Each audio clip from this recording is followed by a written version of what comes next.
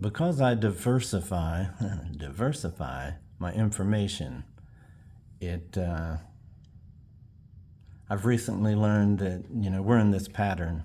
It seems about every 2,000 years it comes to this. You had Seth, and someone who wanted to lead with his higher self instead of what you see today, so often. And there are some people that also are so evil and want to be in that, well, don't call me evil, everything's free. Yeah, not when you take away other people's birthrights, their right to live. And, I think collectively the fruit of the earth doesn't want someone trampling through the garden, destroying it. That's just my thought. I'm one individual. So then a couple thousand years later, you had, they wrote it up as your higher self as Christ consciousness to try to get these people out of an old system into something better. That's what I think, based on the stuff I've taken in. So they want you to become a Christ. And then you guys get ticked off when somebody actually tries to or does. And because you don't understand it.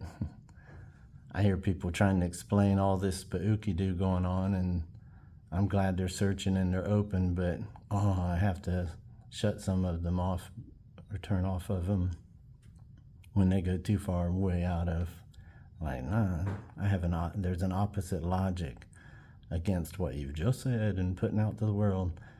So we have to be careful, as a collective, including myself, So jump a couple thousand years later, and here we are, awakening again. But near the time of the end, and don't tell me it's ending. Yeah, there's always, new technology and things, or whatever. There's always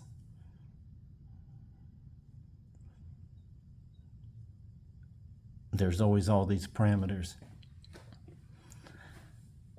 I didn't want to make it so long, and I'm having I'm going too wide. And anyways,